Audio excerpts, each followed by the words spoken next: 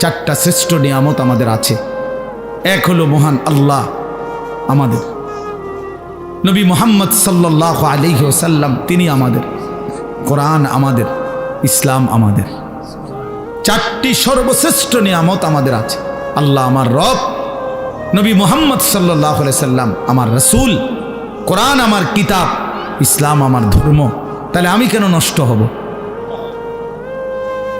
একটা ছেলে নতুন করে দিল থেকে সিদ্ধান্ত নাও। তুমি ইনসাফের সাথে যদি মুসলমানের ঘরে জন্ম নিয়ে থাকো, কোনো মুসলমান মার যদি বুকের দুধ খাইয়া থাকো, প্রিয় ভাই তুমি সিদ্ধান্ত নাও, তুমি নষ্ট হবা কেন? কিসের অভাবে তুমি পথ হারাইলা? বলেন, তোমার আল্লাহ ছিল, তোমার রাসূল ছিল, তোমার কোরআন ছিল, তোমার ইসলাম ছিল, তুমি কেন চরিত্রহীন হইলা? তুমি কেন লম্পট হইলা? এই জন্য দয়া করে আমাদের জন্য আমাদের আল্লাহ তিনি আমাদের প্রিয়, আমাদের জন্য আমাদের নবী সাল্লাল্লাহু আলাইহি ওয়াসাল্লাম তিনি আমাদের প্রিয়। কি পরিমাণ কাঁদছেন তিনি! খোদার কসম, হাসরের ময়দানে নবী বলবে, উম্মত তুমি জানো না আমি 23টা বছর কাঁদছি উম্মত। নবীজির স্ত্রী আম্মা জান আয়েশা রাদিয়াল্লাহু তাআলা আনহা বলেন, নবীজি এশার নামাজের পর থেকে ফজরের নামাজের আজানের পূর্ব পর্যন্ত এক দাঁড়ানোতে সারা রাত উম্মতের জন্য চোখের পানি ফেলছে আর কাঁদা কাঁদা দোয়া করছে। হাত্তা তাওয়াররামাত কাদামাহু, এমনকি নবীজির দুইটা পা মোবারক ফুলে ফুলে গেছে। তাওয়াররামাত মানে ফুলে যাওয়া। আমি এই এখন পড়ছি, আল্লাহ নবী সাল্লাল্লাহু আলাইহি সাল্লামের স্ত্রী আম্মা জান আয়েশা রাদিয়াল্লাহু তাআলা আনহা বলেন, কানা রাসূলুল্লাহ সাল্লাল্লাহু আলাইহি ওয়াসাল্লাম ইউসাল্লি বিল-লাইল, একদিন নবীজি রাত্রিবেলা তাহাজ্জুদের নামাজ পড়তেছিলেন। ফাআতালা সুজুদ, অতঃপর সেজদা তিনি এত লম্বা করলেন আর উঠেই না মাথা, সেজদায় কাঁদতেছে আর কাঁদতেছে। আল্লাহ নবীর সাহাবী বলেন, নাসমাউ লাহু আযীরান কাআযীরিল মিরজাল, কোন ডেকচির মধ্যে, পাতিলের মধ্যে চুলার নিচে পানি গরম করলে পানি যখন পুরা গরম হয় ডকডক করে, টকবক করে কিনা বলেন? খোদার কসম, সাহাবী বলছেন নবী যখন সেজদা দিতেন, নবীজির কলিজার ভেতর থেকে এরকম ডকডক উত্তপ্ত গরম পানি উতরাইলে যেরকম আওয়াজ হয়, এরকম কান্নার আওয়াজ শোনা যাইত। এভাবে কাঁদতেন তিনি। তো আম্মা জান আয়েশা বলেন, এত লম্বা সেজদা দিলেন নবীজি, হাত্তা জানান্তু আন্নাহু কুবিযা, আমি ভাবলাম না জানি নবী সাল্লাল্লাহু আলাইহি সাল্লাম সেজদা অবস্থাতে ইন্তেকাল করলেন কিনা,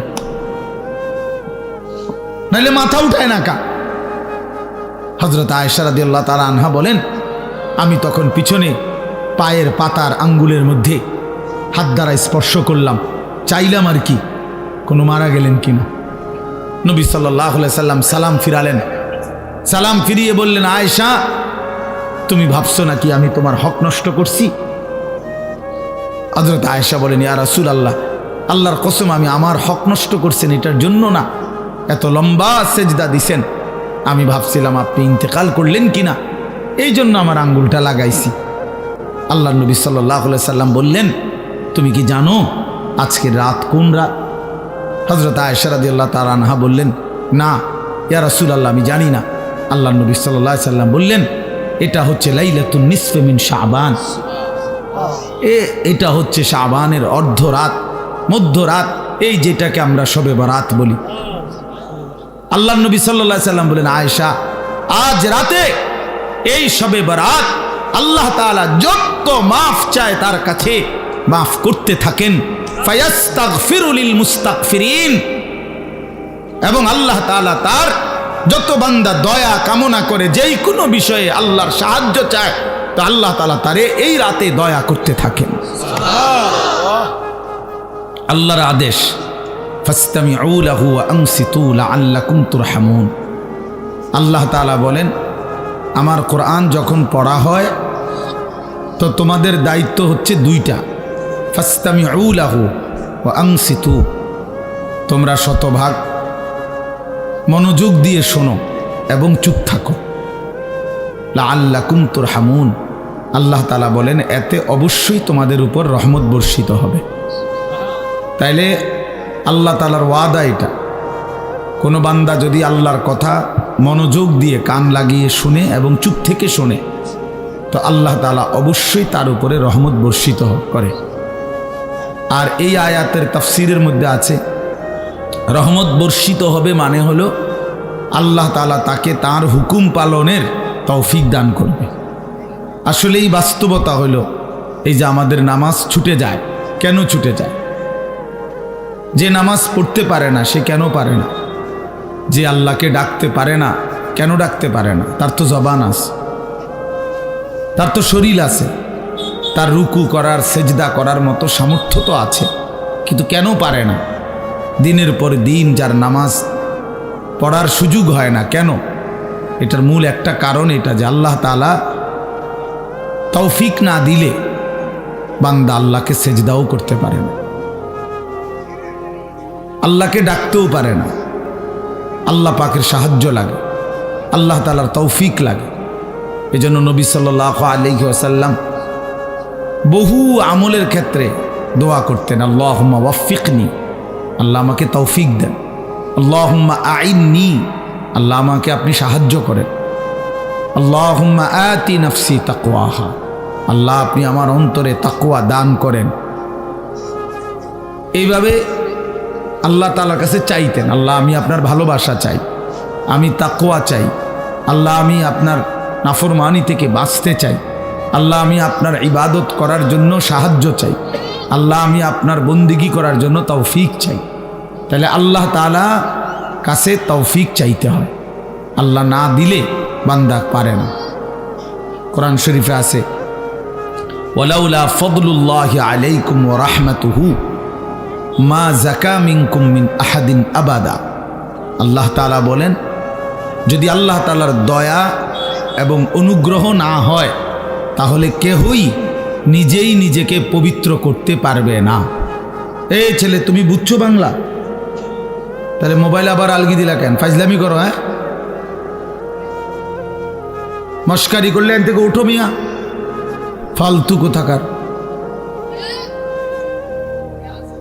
জি, তো আল্লাহ তাআলা বলেন আল্লাহর দয়া এবং অনুগ্রহ যদি না হয় মা যাকা মিনকুম মিন আহাদিন আবাদা, তোমাদের কেহই নিজেকে নিজে পবিত্র করতে পারবে না। তাহলে আপনি যদি আমরা যদি সিদ্ধান্ত নেই মনে মনে আমি ভালো হয়ে যাব, না হবে না। আল্লাহর তৌফিক লাগবে, আল্লাহ তাআলার দয়া লাগবে, দয়া লাগবে। কতজনই তো কতজনকে বলে যে ভালো হয়ে যাও, বা পরে বেত আলগি দেবো যে ভালো হইবে নি, কও হ ওমু ভালো ওমু, আসলে যেই সেই, আসলে যেই সেই। তাহলে বাস্তবতা হইল মহান আল্লাহ পাক রব্বুল আলামিনের তৌফিক লাগে, অনুগ্রহ হয়।